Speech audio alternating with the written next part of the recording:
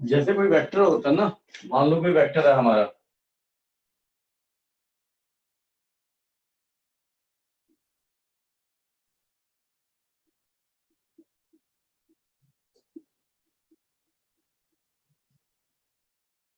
ठीक है। तो ये जो A1 B1 C1 होते हैं ना, इनको ऐसे लिखना आपने, इधर डायरेक्शन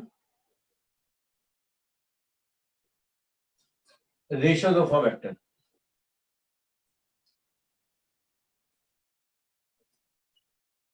तो डायरेक्शन रेशियो जो होती है वो ये नहीं कि वो यूनिक होती हैं। अगर इनका कोई भी आप पॉजिटिव नॉन जीरो पॉजिटिव आप पॉजिटिव मल्टीपल भी ले देते हो ना A1 B1 C1 का, वो भी डायरेक्शन रेशियोज होंगी। मतलब अगर A1 B1 C1 direction ratios हैं तो KA1 KB1 KC1 where K is greater than 0।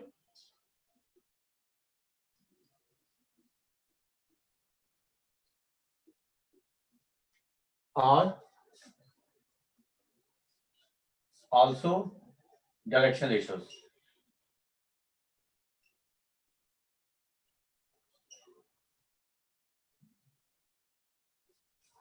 ठीक है। तो मतलब डायरेक्शन रेशियो यूनिक नहीं होती। मतलब जैसे आपका ये कोई वेक्टर है,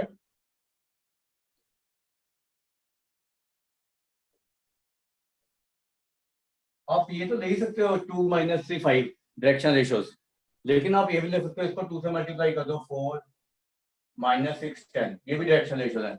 इसको 3 से डिवाइड कर दो तो 2/3, मतलब पॉजिटिव से मल्टीप्लाई या डिवाइड कर सकते हो आप। ठीक है। -1, 5/3, ये भी डायरेक्शन रेशियोज होंगी। ठीक है। डायरेक्शन रेशियो से मतलब बेसिकली क्या है कि किस डायरेक्शन में वेक्टर, और कोई इसका वो नहीं है लॉजिक, ठीक है। तो किस डायरेक्शन में वो मेजर करता है, ठीक है। अब क्या होता है कि डायरेक्शन कोसाइन क्या होती है वेक्टर की। अगर मान लो if any vector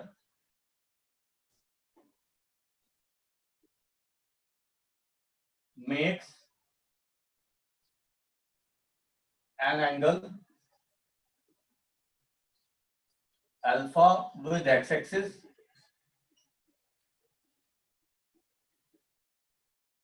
beta with y-axis and gamma with z-axis। मान लो कोई एंगल वेक्टर एक्स एक्सिस के साथ अल्फा एंगल बना रहा है, वाई एक्सिस के साथ बीटा एंगल बना रहा है, और जेड एक्सिस के साथ गैमा एंगल बना रहा है। तो जो कॉस अल्फा जो होएगा ना, कॉस अल्फा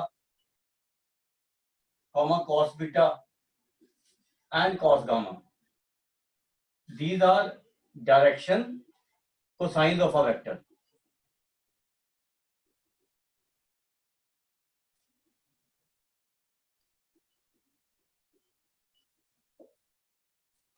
ठीक है।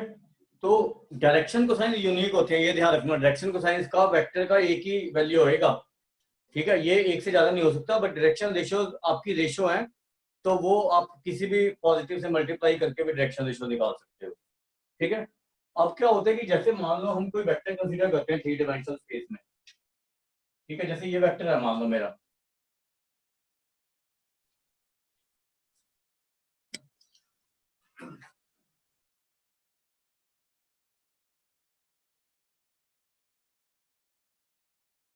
मान लो दिस इज अ वेक्टर और पोजीशन वेक्टर है ये, ठीक है।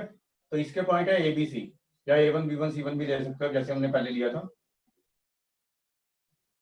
ठीक है। और इसका लेंथ है R,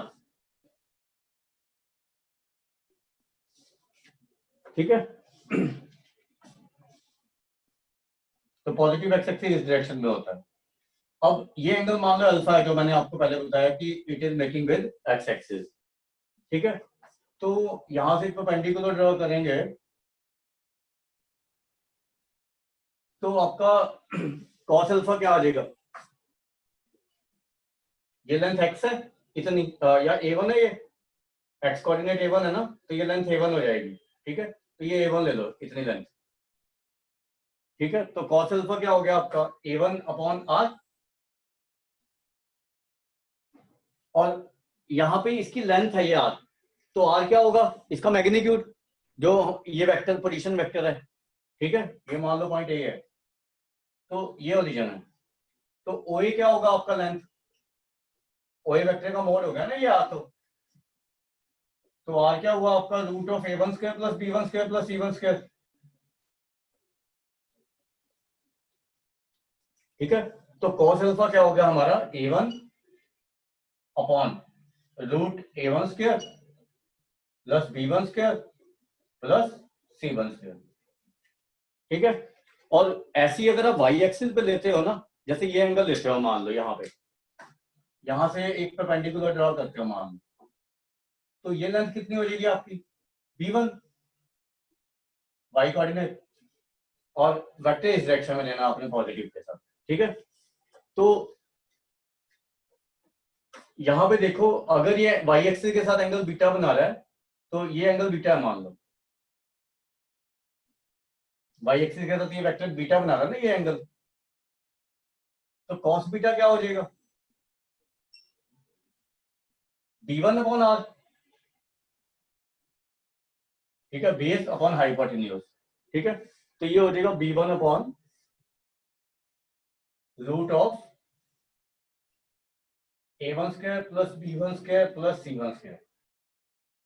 और similarly you can find cos gamma.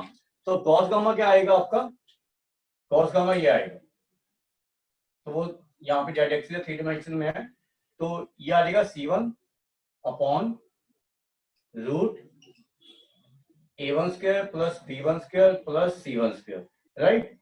तो ये आपका कॉस गामा आएगा, ठीक है।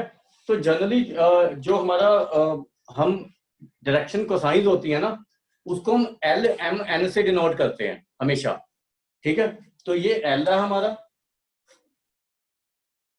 ये एम है, ये एन है, this is n. So direction cosine are written as l comma m comma N.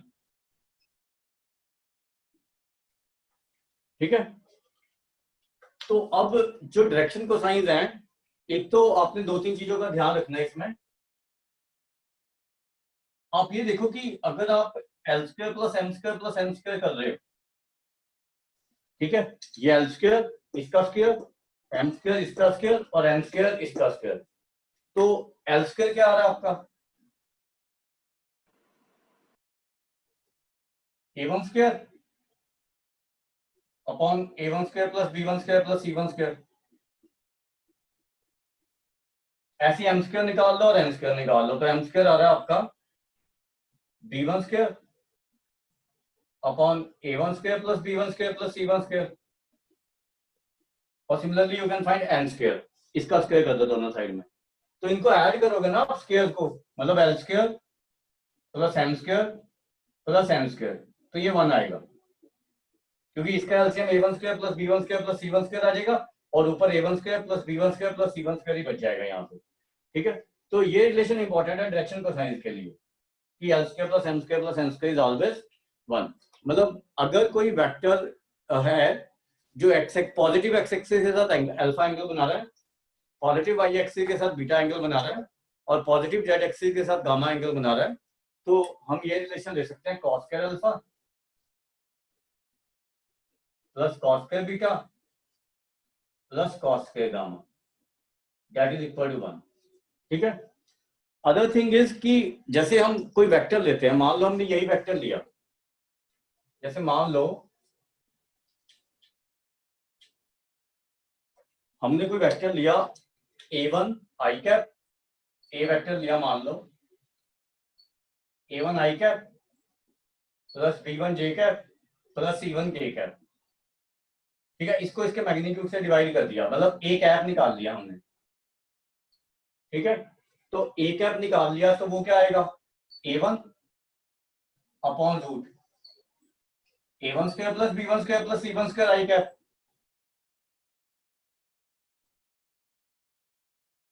Plus b1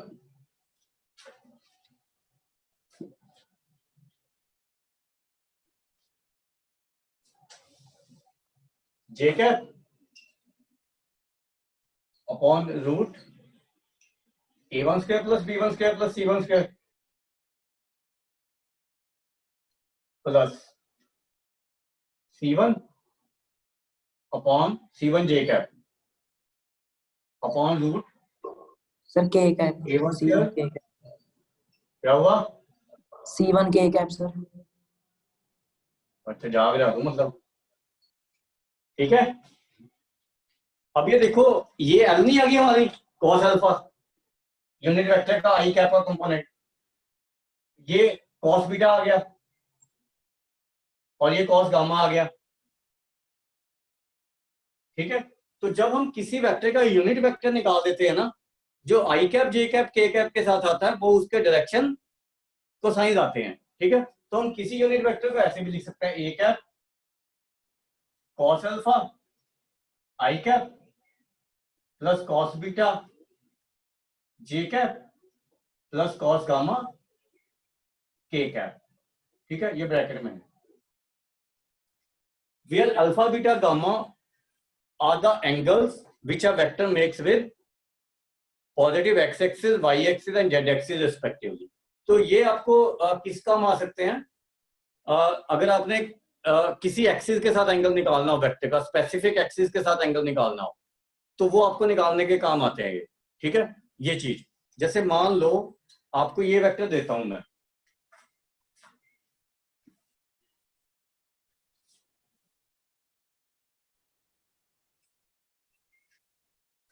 मान लो हमने ये वेक्टर लिया,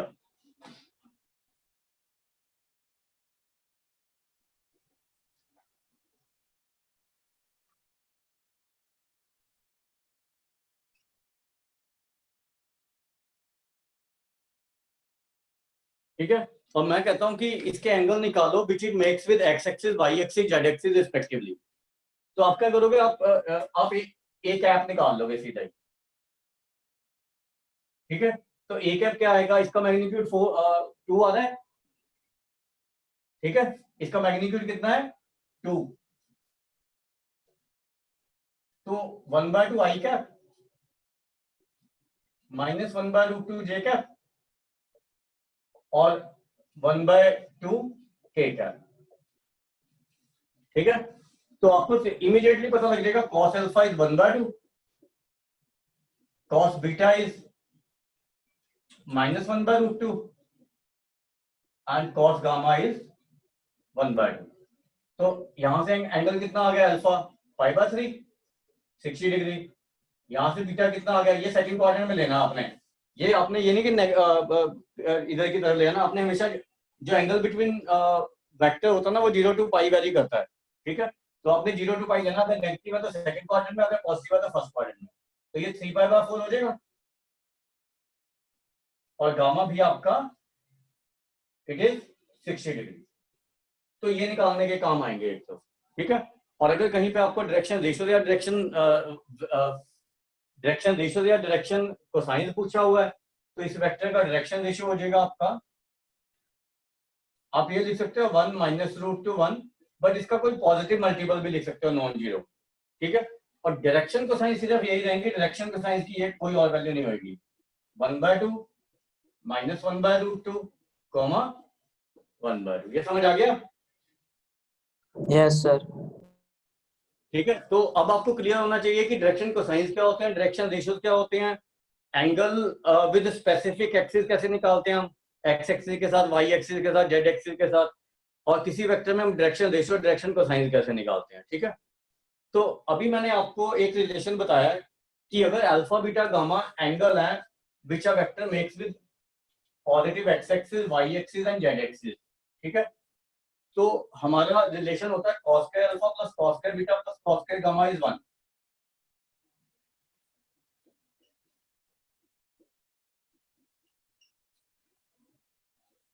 ठीक है।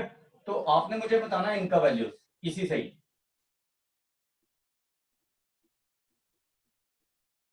फिर एक और क्वेश्चन करेंगे इसके बाद, बस फिर आगे करेंगे।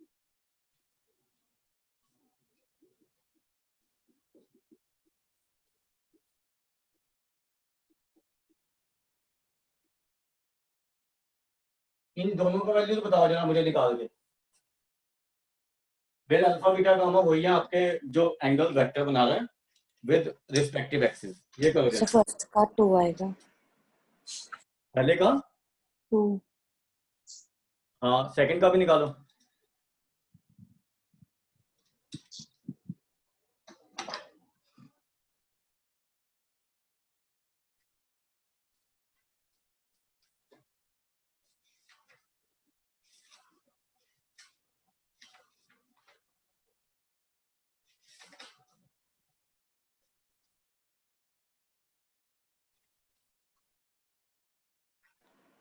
सेकंड का -1, सेकंड का 3/2 cos 2 अल्फा प्लस बाकी को देखना जरा, cos 2 alpha plus cos 2 beta plus cos 2 gamma कितना आ रहा है, -1 आ रहा है।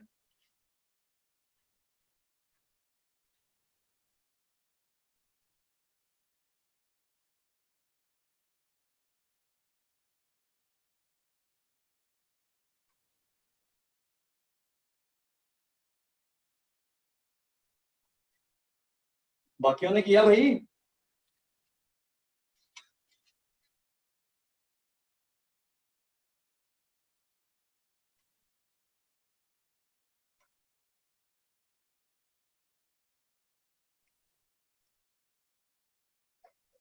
बाकियों की आवाज नहीं आती है, बैठे रहते हो भाई तुम।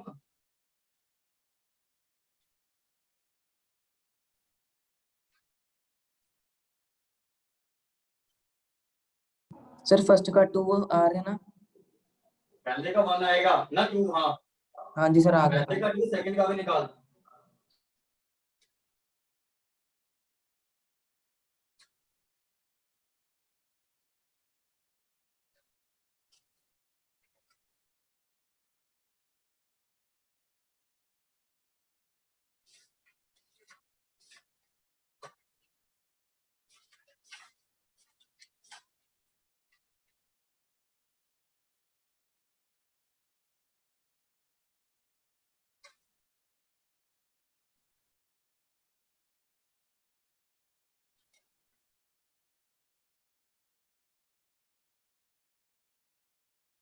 कितना आया सेकंड पार्ट का?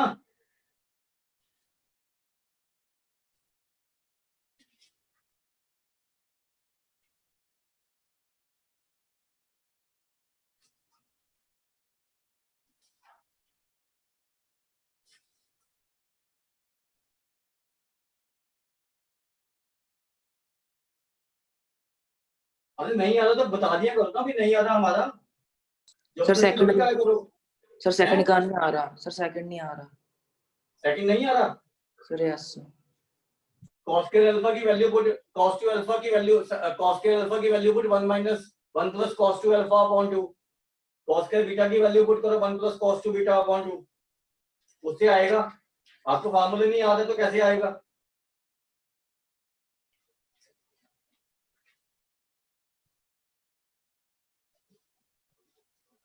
ठीक है, ये वैल्यू पुट करो ये एंगल फार्मूले से।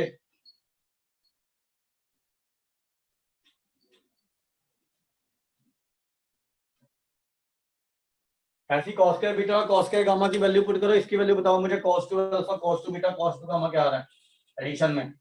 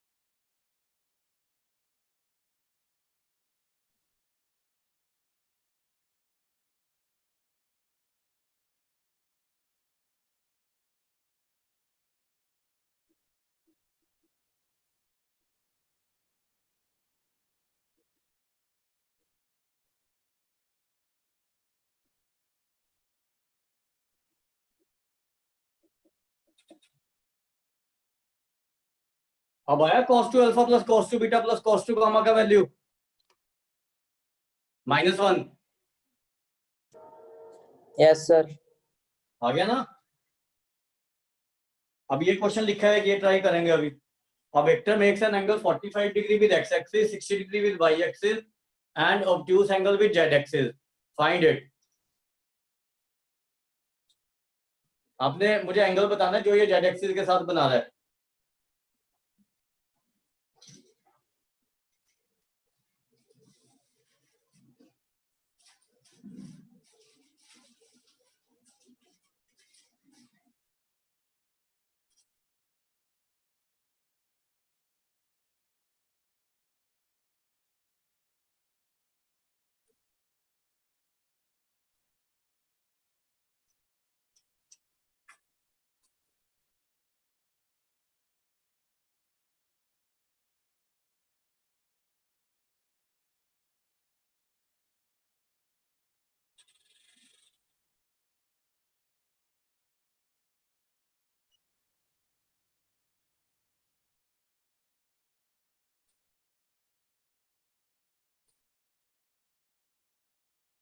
इसमें वैल्यू पुट करके lm के n निकालो जरा, कितना आ रहा है?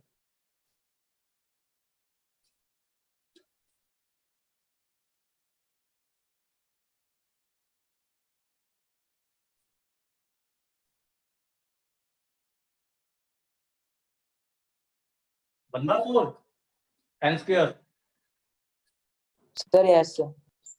n स्क्वायर 1/4 आ रहा है ना ये वैल्यूज पुट करके। हाँ जी तो सर। n आ रहा है आपका ±1/2। जब अब ये ऑब्ट्यूज एंगल बना रहा है तो आपने इसको नेगेटिव लेना है, अगर एक्यूट एंगल बनाया तो इसको आपने पॉजिटिव लेना है। तो cos बीटा क्या हो गया आपका? -1/2 cos गामा, सॉरी। तो गामा कितना आ जाएगा बताओ, कितना आएगा?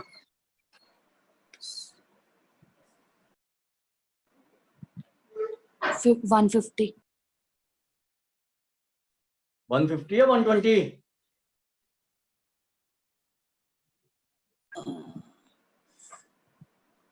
सो 150, 60 पे नहीं बनेगा ये।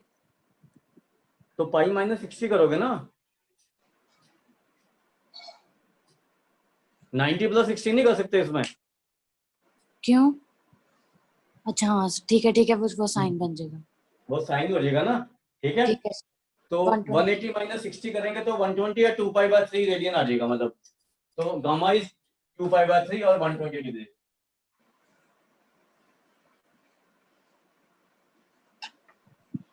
समझ आ गया भाई? बाकी चंद्रा Yes, जी sir. पक्का? ठीक है, तो इतना तो आपको क्लियर होना चाहिए। डायरेक्शन रेशियो, डायरेक्शन कोसाइन और उसके बारे में आगे लिख लो सेक्शन फार्मूला। सर अगर प्लस हो मतलब पॉजिटिव हो तो एक्यूट लेते हैं। हाँ, अगर अगर आपका ये पॉजिटिव आएगा तो एक्यूट एंगल बनाएगा वेक्टर एक्सिस के साथ, और अगर नेगेटिव आएगा तो ऑब्ट्यूज एंगल बनाएगा। ठीक है, लाइन कितनी है? समझ आ गई? हाँ जी।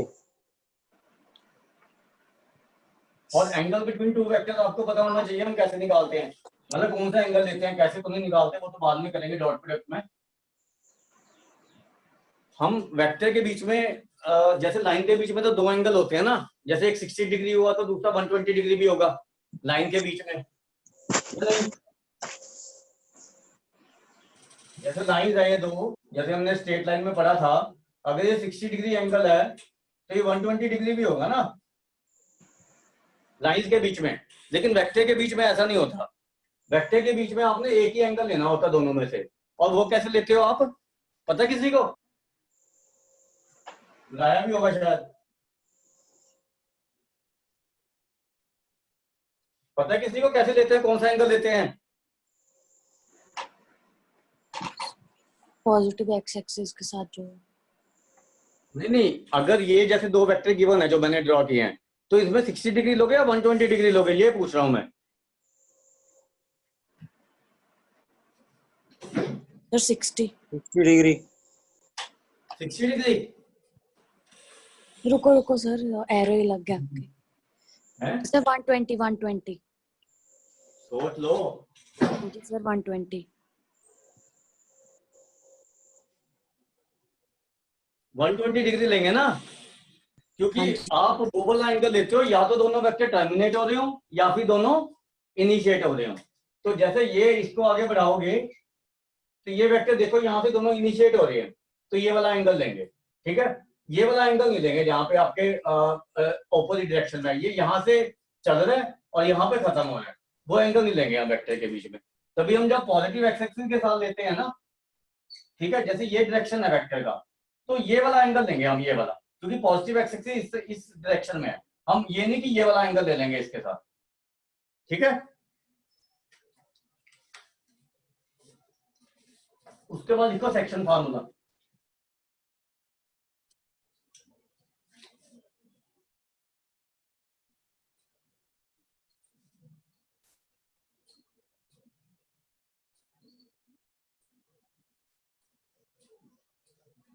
जैसे मान लो हमारा कोई दो पोजीशन वेक्टर है किसी वेक्टर के, ए पॉइंट के पोजीशन वेक्टर ए वेक्टर है और बी पॉइंट के पोजीशन वेक्टर बी वेक्टर है। ठीक है, and there is another vector, ठीक है, या अनदर पॉइंट ले सकते हो जिसके की जो इन दोनों की ज्वाइनिंग को m/n में डिवाइड कर रहा है। ठीक है, तो अब पोजीशन वेक्टर अगर ये इंटरनली लाई कर रहा है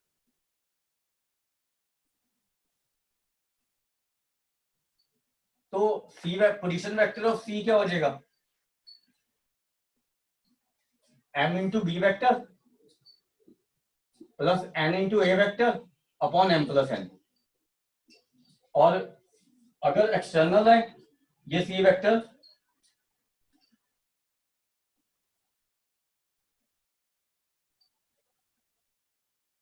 तो वो हो जाएंगे सी वेक्टर के position vector n b vector minus n a vector upon m minus n। ठीक है, तो ये देखो आता कैसे है, जैसे मान लो यहाँ पे ओरिजिन है हमारा, ठीक है, तो ये हमारा ए वेक्टर होगा इस डायरेक्शन में क्योंकि पोजीशन वेक्टर है ये इस डायरेक्शन में वेक्टर बी वेक्टर होगा, और ये हमारा पोजीशन वेक्टर और सी वेक्टर है, ओ सी वेक्टर इस डायरेक्शन में। ठीक है, तो ए बी के पोजीशन वेक्टर क्या हुए?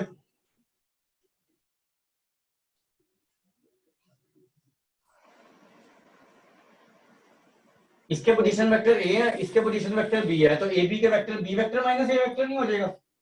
Yes sir. Position vector of b minus position vector of a, ठीक है? आइए समझ बात। हाँ जी सर। Yes sir. अब ये देखो, अगर हमारे पास ए बी का पोजीशन वेक्टर है ना, और ये इसको एम रेशो एन में, मान लो इस डायरेक्शन में ले रहा हूं मैं, ठीक है? तो आप अगर ये वेक्टर इसको एम रेशो एन में डिवाइड कर रहा है सी पॉइंट, तो मैं एसी के भी पोजीशन वेक्टर निकाल सकता हूं।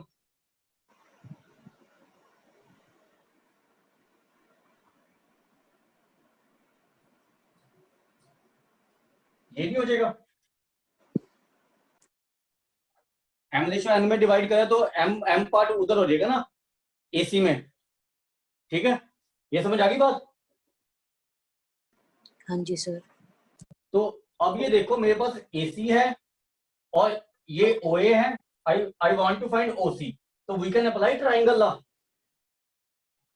तो इसमें ट्राइंगल लॉ अप्लाई करो, तो ये इस डायरेक्शन में, ये इस डायरेक्शन में, तो OA vector plus AC vector equal to OC vector नहीं आ जाएगा?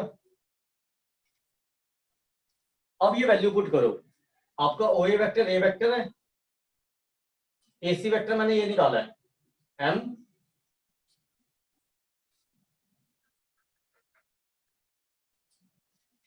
ये बी माइनस ए आएगा ना, ए बी वेक्टर की वैल्यू पुट करना बी माइनस ए, ये वाली, ठीक है?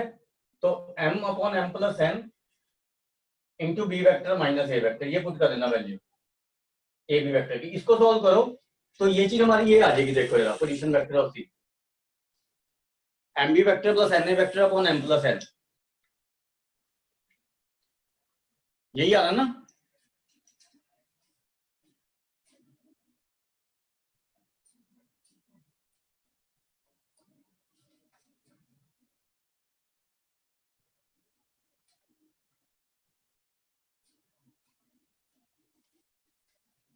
हाँ जी सर। तो हमारे पास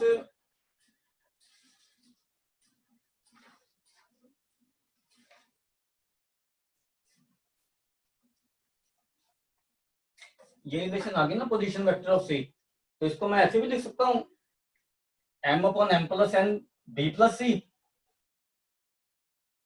M upon m plus n b vector plus n upon m plus n a vector, इस रिलेशन को। तो इसको मान लो एक्स के लेते हैं लैम्डा और इसको ले लेते हैं म्यू। तो लैम्डा, अब ये देखो इन दोनों का सम 1 आ रहा है, लैम्डा और म्यू का, m upon m plus n, n upon m plus n, ठीक है? लैम्डा प्लस म्यू 1 आ रहा है ना इस केस में। हाँ जी सर। तो बेसिकली क्या कहना चाहता हूं मैं, अब ये समझो कि अगर आपके पास ए वेक्टर और बी वेक्टर, कोई भी दो वेक्टर हैं, और कोई पॉइंट या सी पॉइंट उसी पे लाई कर रहा है लाइन पे, तो आप हमेशा सी वेक्टर को ऐसे लिख सकते हो, lambda into b vector plus mu into a vector, where lambda plus mu is 1। अगर लैम्डा प्लस म्यू 1 होगा तो ये इसी लाइन पे लाई करेगा, और अगर नहीं होगा तो ये मतलब इस लाइन पे लाई नहीं कर सकता फिर, ठीक है?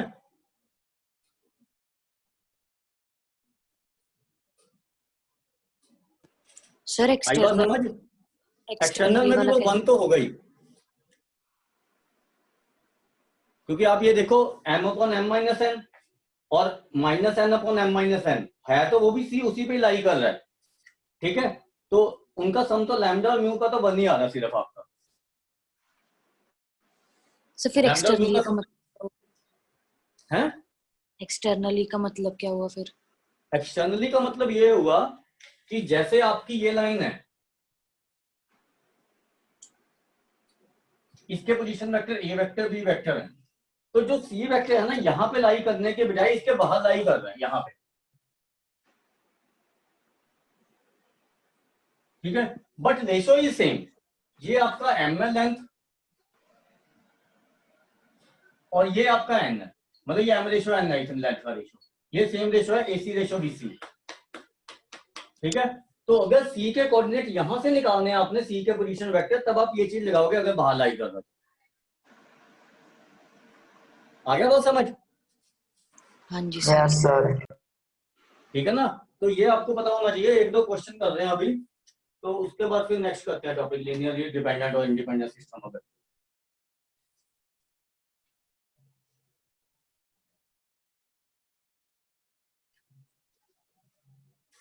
ये रब कर दूं? कर दो sir.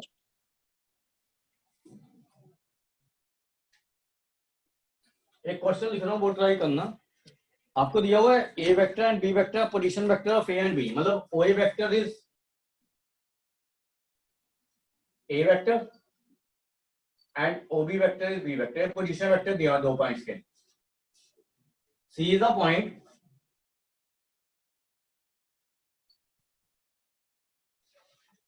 on AB produced such that AC equal to 3AB. Find the position vector of C. ये ट्राई करो जरा।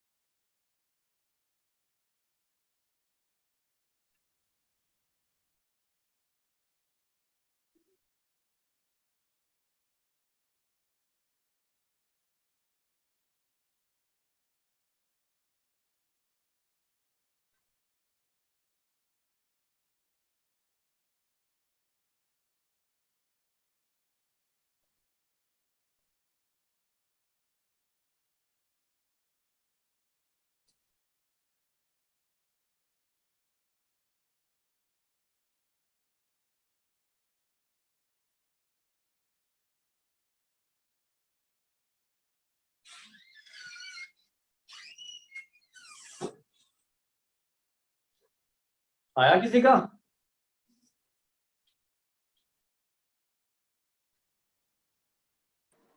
Sir AC equal to 3AB है। हाँ, मतलब जैसे ये है ना, ये लाइन है मान लो, ये एक पॉइंट है ए, इसके पोजीशन वेक्टर है ए वेक्टर। ये पॉइंट है बी, इसके पोजीशन वेक्टर है सी बी वेक्टर। ये दोनों से ज्वाइन हो रहे हैं, मतलब वो जो ड्रा करने की जरूरत नहीं होती हमें। तो C is a point on AB produced such that AC equal to thrice of AB. तो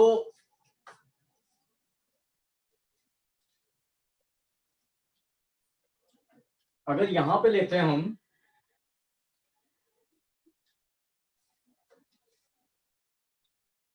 ठीक है, यहां पे तो ले ही सकते हैं ना AC को। तो AC आपको दिया हुआ 3AB, ठीक है, तो ये हमें AC रेशो BC निकालना है ना, या आप एक और काम कर सकते हो, AB रेशो BC निकाल लो, फिर आपको इंटरनल डिवीजन का फार्मूला लगा दो। जैसे ये मान लो इसके पोजीशन वेक्टर C वेक्टर है, ठीक है, तो अगर AC अपॉन AB 3 है, तो AB रेशो BC कितना होएगा बता सकता है कोई? 1/2। हाँ, 1:2 होएगा या 2:1। Sir AB upon BC 1/2, BC upon AB 2/1। एक मिनट चेक कर लेते हैं। AC है हमारा AB प्लस BC। हाँ, तो ये 1 आया ना, BC अपॉन AB आपका 2:1 आया ना, तो ये 1:2 हो गया ना, ठीक है। अब आप इसमें इंटरनल डिवीजन का फॉर्मूला लगा दो, या तो मतलब बी वेक्टर जो पोजीशन वेक्टर है ये, it divide joining of this and this in the ratio 1:2, उससे आपका सी वेक्टर के पोजीशन वेक्टर निकल जाएंगे। जैसे आपका बी वेक्टर आ जाएगा 1 into C vector plus 2 into a vector upon 3। तो यहां से सी वेक्टर क्या आ जाएगा, 3b माइनस 2a नहीं आ जाएगा।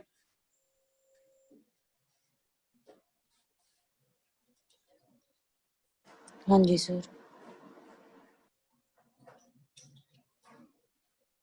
ठीक है, तो ये आंसर आ जाएगा आपका सी वेक्टर का 3b माइनस 2a वेक्टर। अब ये देखो कि सी वेक्टर इधर की साइड में भी हो सकता है, ये थोड़ा सा ध्यान देना, इधर की साइड में।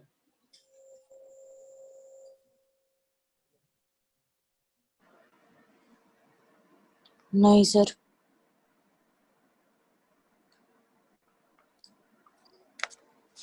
No sir. क्योंकि वो तो बड़ा हो जाएगा ना, फिर रेशो नहीं आएगी आपकी, है ना वो। ठीक है, सी वेक्टर इधर की साइड में नहीं हो सकता, इधर की साइड में ही होएगा। एक और क्वेश्चन लिखो, ये समझ आ गया सबको? सर वो हाँ जी डायरेक्शन के सर। कारण भी हो सकता है। हैं? जो इसका आंसर नो है उसका रीजन यही है ना कि ए बी और बी सी की डायरेक्शन दी हुई है, ए सी और बी ए बी की एक साइड में। किस चीज का, जो मतलब सी इधर की साइड में नहीं हो सकता? हाँ जी सर। वो तो आपकी रेशो नहीं बनेगी, फिर देखो ए बी रेशो ए सी नहीं बनेगी। सर वही कह रही हूँ, हाँ डायरेक्शन उसकी। ठीक है, तो वो हाँ रेशो जी। ही डिफाइन नहीं होगी फिर, ये ना देख लेना उसको थोड़ा सा सोच के। उसके बाद नेक्स्ट क्वेश्चन लिखो, if ABCD is the rhombus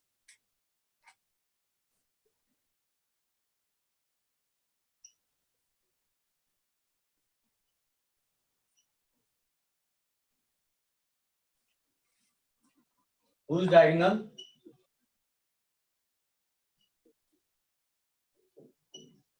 intersects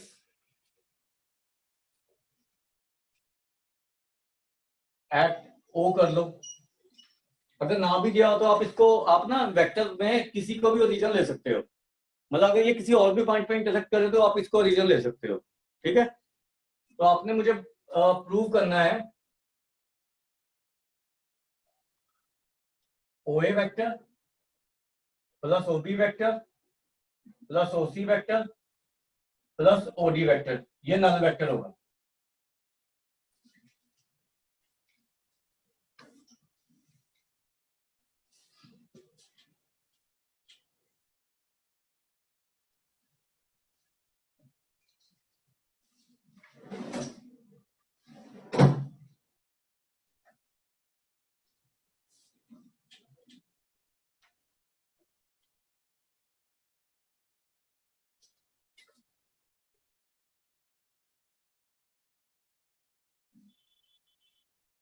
ये रोम्बस है,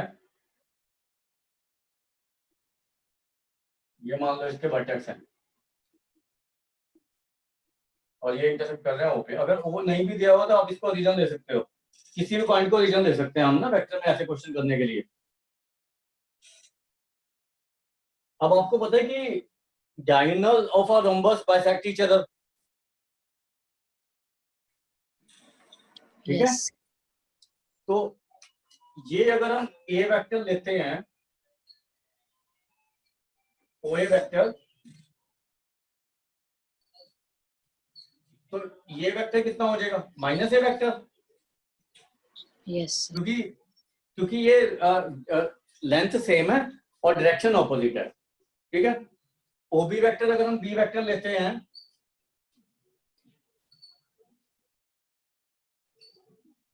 तो OD vector minus b vector नहीं हो जाएगा? हाँ जी सर। तो इन चारों को ऐड करेंगे तो जीरो नहीं आ जाएगा null vector? Yes sir. Yes sir. हाँ ये लिख लो, एक मिनट आया।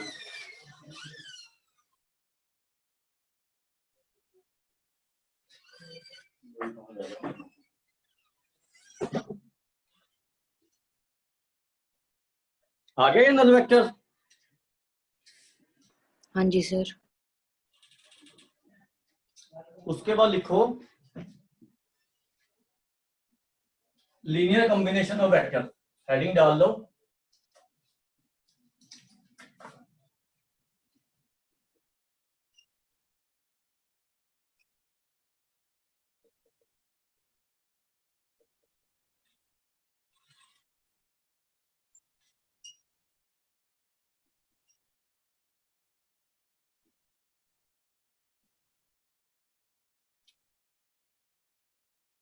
मान लो आपके पास n वेक्टर हैं, a1 vector, a2 vector, a3 vector and so on up to an vector है।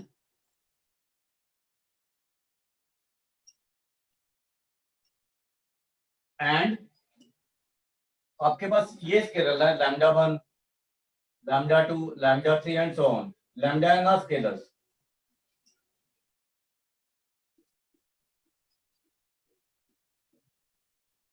such that λ1 a1 vector plus λ2 a2 vector plus λ3 a3 vector up to so on lambda n an vector, ये आपका zero vector है, zero vector है ये, ठीक है, नल vector.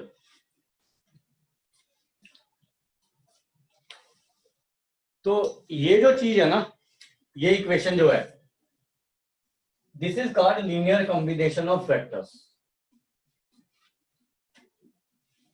ठीक है।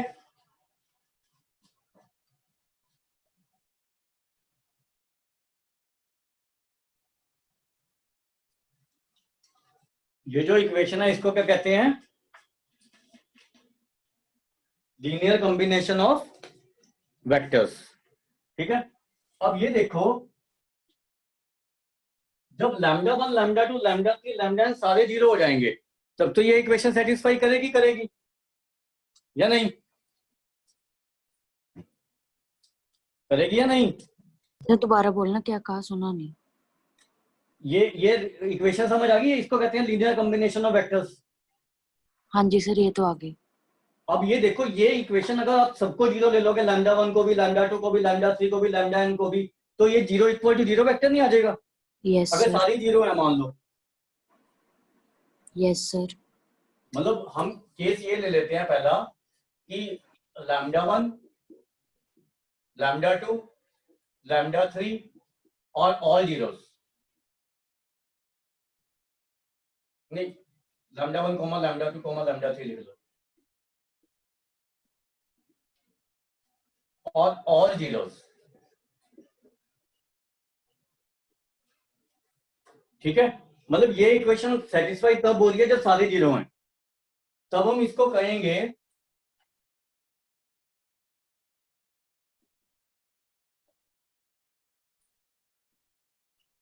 Linearly dependent system of vectors, नहीं linearly independent system of vectors.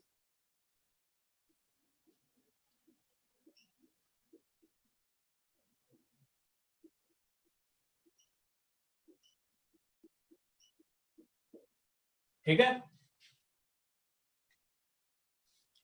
मतलब ये इक्वेशन तभी सेटिस्फाई हो रही है जब सारे जीरो हैं, λ1, λ2, λ3 एंड λn जीरो है, ठीक है। और अगर at least one of λ1, λ2 and so on is non-zero,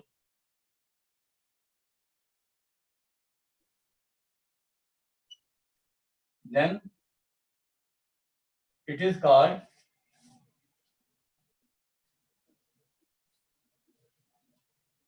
linearly dependent system,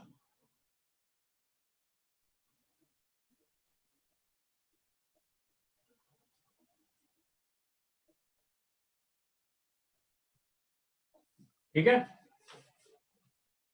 आगे का समझ? हाँ जी सर।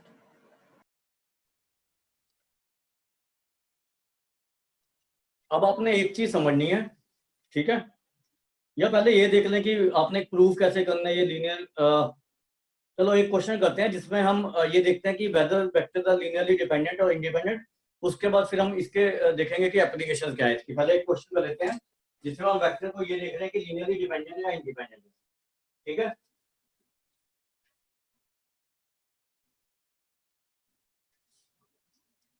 जैसे मान लो हम ये वेक्टर लेते हैं 3, लिख लो आई कैप प्लस जे कैप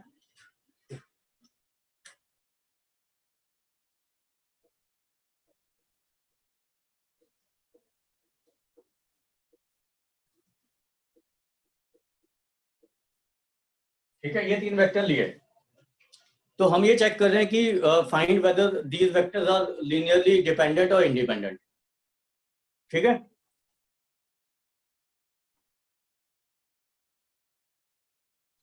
अब आपने करना क्या होता है, पहले ये देखेंगे कि मेथड क्या है हमारा। हमने ये λ1 λ2 λ3 की जगह मैं एक्स वाई जेड ले रहा हूँ। ठीक है, तो हमने लिखा x into i cap plus j cap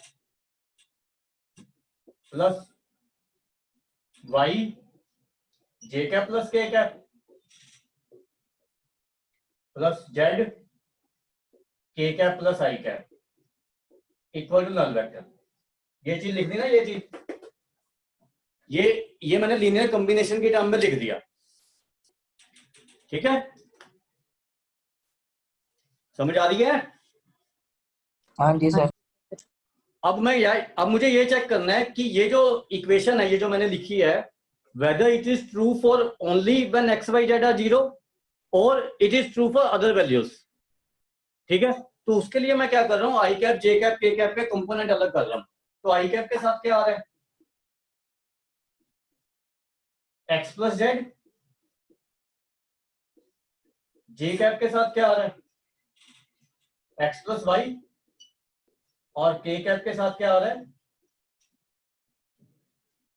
y plus z equal to null vector. ठीक है, तो मैं क्या करूंगा, अब i cap j cap k cap के कोफिशिएंट को 0 पुट करूंगा, क्योंकि नल वेक्टर तभी होगा जब आई cap j cap k cap के सारे कोफिशिएंट 0 होंगे। कोई भी वेक्टर नल वेक्टर तब होता है when every coefficient of i cap j cap and k cap is 0। एक भी कोफिशिएंट अगर नॉन जीरो हो गया, that vector cannot be null vector। ठीक है, तो x प्लस जेड को 0 पुट कर दिया,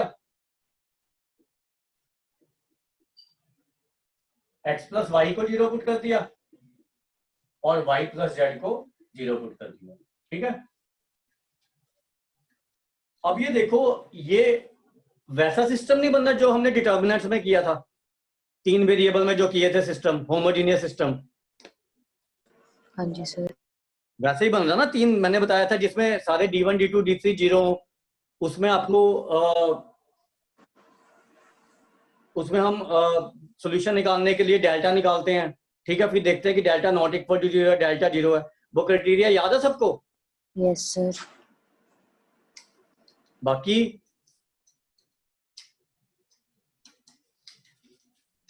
देखो, बेसिक आपको याद करने हैं, वो मुझे नहीं याद करने हैं। याद है ठीक है, नहीं याद है मैं नहीं कुछ कर सकता। तो अब इसका डिटर्मिनेंट ले लो। हमें जब इसका देखना होता है ना, ट्राइवल सॉल्यूशन है नॉन ट्राइवल सॉल्यूशन है, तो हम डेल्टा निकालते हैं 1 0 1 1 1 0 0 1 1। ये डिटर्मिनेंट निकालना कितना आ रहा है, इक्वल टू 0 आ रहा है या नॉट इक्वल टू 0, ये बता दो मुझे बस। ये डिटर्मिनेंट निकाल के देखना।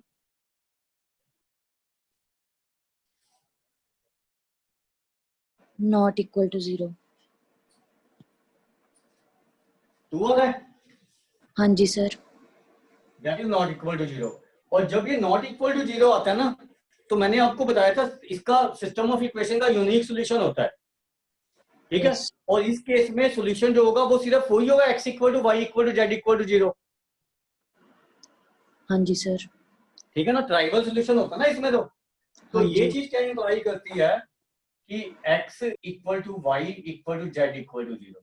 तो ये इक्वेशन तभी सेटिस्फाई हो रही है जब तीनों 0 हैं। और जब तीनों 0 होते हैं तो क्या होता है, मतलब सारे 0 होते हैं तो लीनियरली इंडिपेंडेंट होता है, या नहीं? Yes sir. तो ये जो 3 वेक्टर लिया, दीज आर लीनियरली इंडिपेंडेंट। ये तो ये चीज समझ आनी चाहिए आपको। तो वैसे क्या होता है, अब मैं आपको एक चीज इसका सीधा सा मतलब चीज बता देता हूँ। इतना लंबा चौड़ा तो इसलिए मैंने आपको समझाने के लिए किया है, ठीक है, ताकि आपको पता लग जाए कि हमें ये चीज आती कैसे है, अदरवाइज तो सीधा भी आया था। अब ये देखो, अगर ये चीज चेक करनी है मुझे लीनियरली इंडिपेंडेंट है या डिपेंडेंट है, तो ये जो डिटर्मिनेंट बन रहा है ना, ये इसके कोफिशिएंट का ही बन रहा है, ठीक है, चाहे ऐसे ले लो चाहे ऐसे ले लो, ट्रांसपोज लेने से तो कोई फर्क नहीं ना पड़ता। तो ये देखो आई जे है तो 1 1 0, के कैप 0 है ना, फिर जे के है तो 0 1 1, आई नहीं ना, के आई है तो ये 1 0 1 आ गया, सेम बना ना, ट्रांसपोज ले लोगे तो ऐसे आ जाएगा, वो जैसे मर्जी ले लो, रो वाइज ले लो चाहे कॉलम वाइज ले लो, ठीक है। अगर मैं इसको ऐसे लिखूंगा ना, इसके कोफिशिएंट का डिटर्मिनेंट 1 1 0 या 0 1 1 और 1 0 1, ये और ये तो सेम ही है ना, क्योंकि ट्रांसपोज ही लिया हमने बस, ठीक है। तो चाहे ऐसे लिख लो चाहे ऐसे लिख लो, उससे कोई फर्क नहीं पड़ेगा। तो ये डिटर्मिनेंट हमेशा आपका इसके आई कैप जी कैप के कैप के कोफिशिएंट का डिटर्मिनेंट बनता है, ठीक है। और अगर ये नॉट इक्वल टू 0 आया तो वेक्टर्स आर लीनियरली इंडिपेंडेंट, ठीक है, और अगर इक्वल टू 0 आया तो दे आर लीनियरली डिपेंडेंट। आगे गल समझ? Yes sir. मोटी मोटी बात समझ आई है नहीं अब? आगे सर। सर जो आपने ऊपर लिया आई प्लस जे कैप का, उसमें स्केलर्स का उसमें स्केलर्स का डिटर्मिनेंट थोड़ी है। किसमें? ऊपर आई प्लस जे प्लस के प्लस आई कैप का। नहीं नहीं, कोफिशिएंट का डिटर्मिनेंट है, मतलब ये जो डिटर्मिनेंट बनता है ना, ये यहां से ये इसके कोफिशिएंट का डिटर्मिनेंट बनेगा जो आई कैप और जे कैप के साथ है। सर मतलब हमने उसमें लैम्डा के बिना यूज कर लिया तो भी ठीक है? किसके बिना? लैम्डा के बिना, इसके साथ कोई स्केलर मल्टीप्लाई नहीं ना करवाया, 2 3 कुछ भी? नहीं, अगर 2 होगा तो यहाँ पे 2 ले लूंगा, मान लो यहाँ पे 2 होता तो यहाँ पे 2 लूंगा फिर मैं।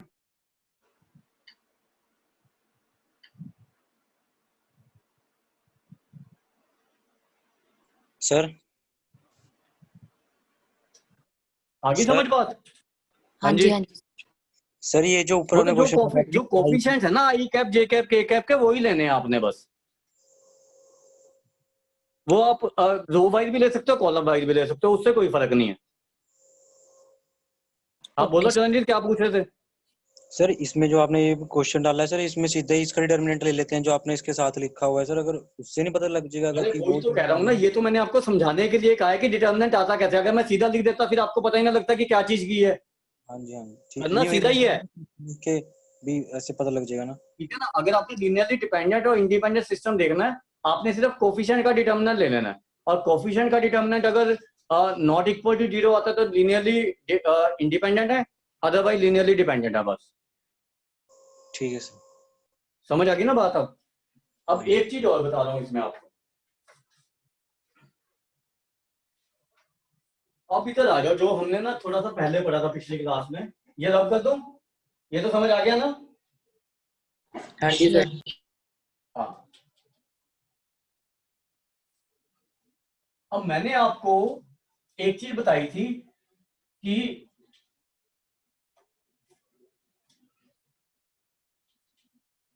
जब दो वेक्टर कोलिनियर होते हैं ना,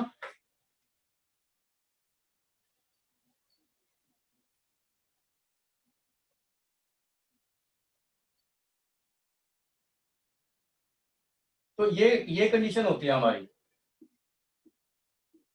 और बी वेक्टर इक्वल लैम्डा ए वेक्टर, कुछ भी ले सकते हैं हम, ठीक है। लैम्डा तो कहीं भी आ सकता है ना,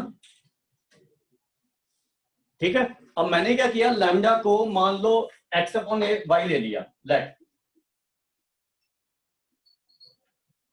ठीक है। लैम्डा को अपनी तरफ से एक्स और वाई ले लिया, तो हम इसको ऐसे लिख सकते हैं, क्योंकि जो भी वैल्यू आएगी उसको एक्स अपॉन वाई तो लिख ही सकते हैं ना।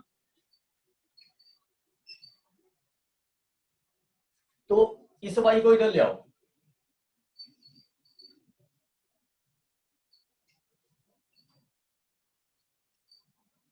ये बन गया, ठीक है। हेलो, समझ आ रही है? हाँ जी सर। हाँ जी सर। ये एक्स को प्लस एक्स भी ले सकते हो, उससे कोई फर्क नहीं है, ठीक है। मान लो -2 आता है तो हम उसको प्लस -2 करके एक्स की वैल्यू -2 ले लेंगे, तो यहाँ पे साइन की कोई मतलब लॉजिक नहीं है, चाहे ये पॉजिटिव है चाहे नेगेटिव है, उससे कोई फर्क नहीं पड़ेगा। आप इसको ऐसे भी लिख सकते हो y a vector plus x b vector, ठीक है। अब आपने क्या देखना है कि whether this is linear combination of two vector, a vector and b vector, ये दो वेक्टर का लीनियर कॉम्बिनेशन ही है ए और बी का,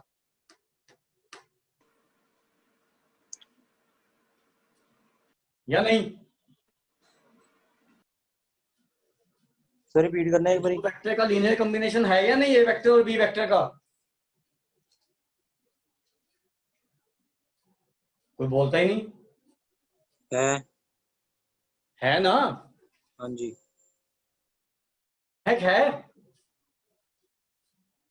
नहीं है सर। क्यों? सर डिटर्मिनेंट 0 के इक्वल नहीं है। अरे नहीं नहीं, लीनियर कॉम्बिनेशन की बात कर रहा हूं अभी मैं, लीनियरली डिपेंडेंट और इंडिपेंडेंट सिस्टम की बात नहीं कर रहा। तो कॉम्बिनेशन तो है फिर। हाँ लीनियर कॉम्बिनेशन है ना, बस उसकी बात कर रहे हैं। अब ये देखो, जब हम कोई मान लो ये लैम्डा लेते हैं, ठीक है, तो आप क्या कर सकते हो, ये दोनों जीरो नहीं ले सकते क्योंकि 0/0 आपके कोई रियल नंबर होता ही नहीं है, ठीक है। तो जब ये एक्स और वाई दोनों जीरो हो जाएंगे ना, तब ये आपका कोलिनियर नहीं होगा। और अगर और कोई कॉम्बिनेशन है, ठीक है, मतलब एक्स वाई जीरो के, दोनों जीरो के अलावा, तो और ये जीरो वेक्टर आ रहा है, तब ये कोलिनियर होंगे। मतलब अगर a vector equal to x upon y b vector है, कोलिनियर है ए वेक्टर और बी वेक्टर, तो x y both can not be zero, या नहीं? 0/0 तो कुछ होता ही नहीं ना, इंडिटरमिनेट फॉर्म है वो तो, ठीक है। हाँ जी सर। तो इसमें क्या है कि ये, अब आपको ये चीज क्या इंप्लाई करती है कि a vector and b vector are collinear if at least one of x और y is non-zero। अगर दोनों जीरो होंगे तब ये कोलिनियर नहीं होंगे, ठीक है। और इसका मतलब क्या हुआ कि अगर एक्स वाई में से एक नॉन कोलिनियर है, मतलब एक्स और वाई में से एक नॉन जीरो है, तो ये कौन सा सिस्टम हुआ, लीनियरली डिपेंडेंट या linearly independent? Independent. Linearly dependent हुआ ना। लीनियरली इंडिपेंडेंट तब होता है जब सारे जीरो होते हैं। अगर वेक्टर कोलिनियर होंगे तो it is linearly dependent system नहीं होगा।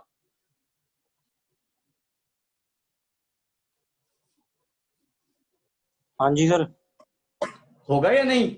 हाँ जी हाँ जी। तो मतलब क्या हुआ, हाँ जी सर। लीनियर कॉम्बिनेशन, मतलब इफ टू वेक्टर्स आर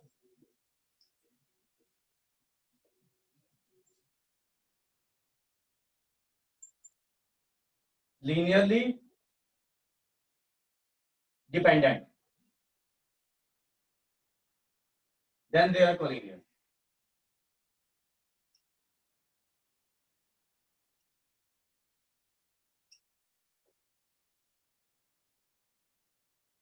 ये लिख लो।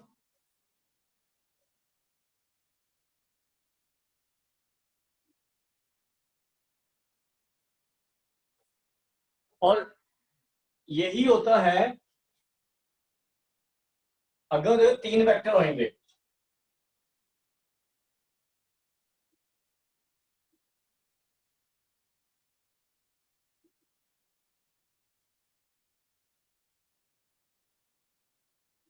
अगर तीन वेक्टर है ना,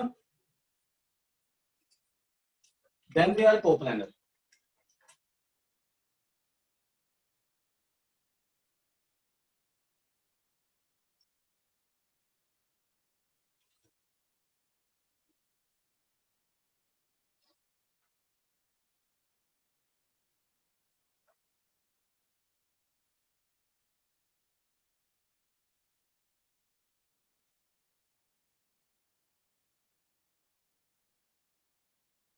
समझ आ गई ये बात?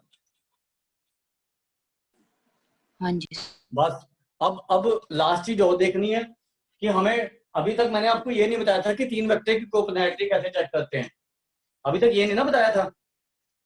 कोलिनियरिटी तो हमने पहले भी की हुई है, बट कोप्लेनैरिटी हमने नहीं की कि 3 वेक्टर आर कोप्लेनर, तो व्हाट इज द कंडीशन। तो अब ये देखो कि अगर मान लो ये 3 वेक्टर है मेरे पास, A1 i cap,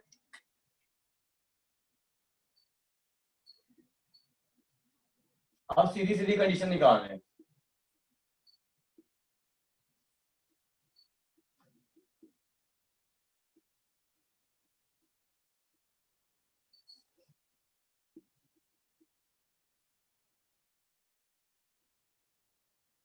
are coplanar, ठीक है। तो मैंने कहा है कि अगर लीनियरली डिपेंडेंट होंगे तो कोप्लेनर होंगे, और लीनियरली डिपेंडेंट और इंडिपेंडेंट के लिए हम क्या चेक करते हैं, डिटर्मिनेंट।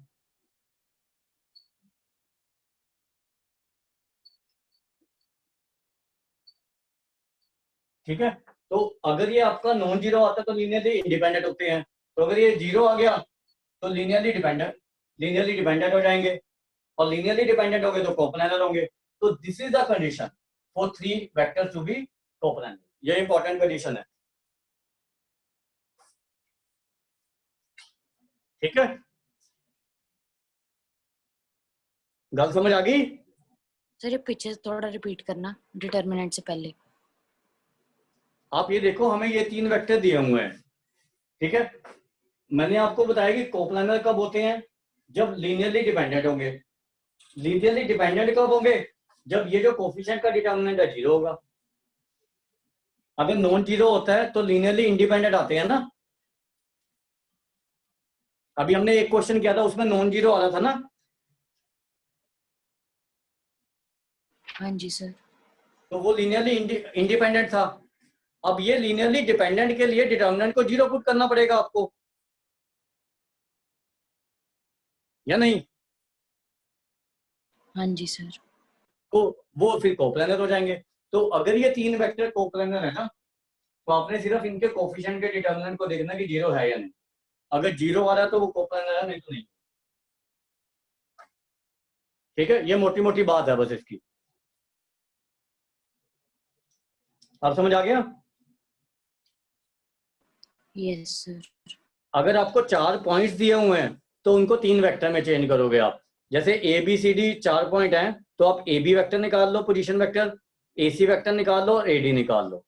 तो उसका डिटर्मिनेंट लेना पड़ेगा फिर उसके कोफिशिएंट्स का। ठीक है, 4 पॉइंट्स की कोप्लेनैरिटी हम वैसे चेक करते हैं।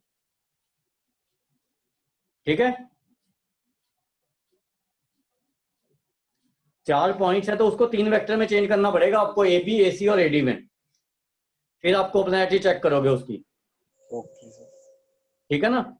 तो आज मैं इन टॉपिक के ऊपर कुछ क्वेश्चन भेज दूंगा आपको, जितना अभी तक हमने किया ना, तो उसके कुछ बेसिक क्वेश्चन भेज दूंगा, वो ट्राई कर लेना अभी। ठीक है,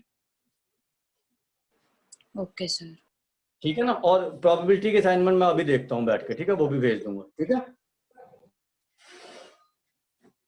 चलो चलो ठीक है। सर अब क्लास बीच में बंद क्यों नहीं होती वो 40 मिनट्स के बाद? वो मैंने सब्सक्रिप्शन ली हुई है ना, ठीक है सर। वो पेड लिया हुआ है, तो उससे नहीं बंद होती, उससे 24 घंटे चलाते रहो आप। ठीक है सर। ठीक है, वो डिस्टर्बेंस हो जाती है ना, फिर 10 मिनट ऐसी वेस्ट हो जाते हैं बीच में ना। वो ये मोबाइल उतारो, फिर दोबारा लॉग इन करो, वो थोड़ा ज्वाइन करो, उसमें थोड़ी डिस्टर्बेंस ज्यादा हो जाती है फिर क्लास में ना। ठीक है सर। और ये रिकॉर्डिंग सी ऑप्शन भी सब्सक्रिप्शन के कारण है? नहीं, रिकॉर्डिंग तो आप विदाउट उसमें 40 मिनट की रिकॉर्डिंग तो कर सकते हो, लेकिन इसमें क्या फायदा होता है, इसमें आपको क्लाउड रिकॉर्डिंग मिल जाती है, मतलब जूम पे रिकॉर्डिंग हो जाती है वही अपने आप ही। तो वो रिकॉर्डिंग सिर्फ आप लैपटॉप पे कर सकते हो विदाउट सब्सक्रिप्शन। ठीक है सर। लेकिन इसमें क्या होता है कि इसमें मैंने अब ये अकेले मोबाइल पे भी रिकॉर्डिंग हो जाती है, क्योंकि जूम जो क्लाउड है ना उनका, उस पर ये सेव हो रही है। ठीक है सर। ठीक है ना, अदरवाइज क्लाउड में नहीं सेव होगी, उसमें सेविंग ऑप्शन नहीं रहती फिर आपके पास विदाउट उसमें पेड में।